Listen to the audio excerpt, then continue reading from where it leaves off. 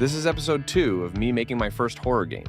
Last episode, I started work on the map and the train, and I created a dialogue system to allow characters to speak. However, I didn't do much evolving gameplay in the storyline. To start this episode, I raised the ceiling of the station as it felt too low when I tested it, and then I added some stairs to the platform so that it was more realistic, as it means that there is a way to get to the other platform at the opposite side. Next, I wanted to work on the death system, so I borrowed some code from Dev Greatmate on the Roblox Dev forum and I added it into the game. I then improved it by adding a change in brightness and the camera's FOV using tween service when the player's character dies. After this, I decided to work on the train interior. I started with a simple box and added a light that stretched across the ceiling. Then I opened up Blender and made a seat model to go inside of the train. Once I'd finished, I imported it into Roblox and added a seat part to allow the player to sit on it. I also added windows to make the interior feel less empty. After working on the interior, I decided to work on the exterior of the train.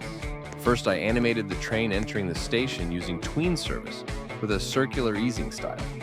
Then I opened Blender again to model a train carriage and a front to the train, and imported these into the game. I also added sound when the train arrives to make it more immersive.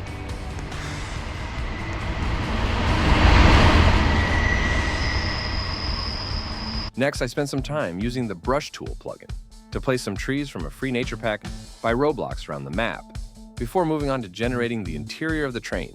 I made a simple script to generate 12 carriages and added sliding doors between the carriages that will open automatically when a player walks towards them after the main story has started. To prepare to work on the ending system, I then made a badge for each ending the game will have. There are 6 in total, and some will be harder to get than others. Finally, I set the game's age rating to 13+, due to the violence and blood that will be depicted. Next devlog, I plan to add a death screen, functional endings, and a storyline to the game. Like and subscribe to make sure you don't miss it.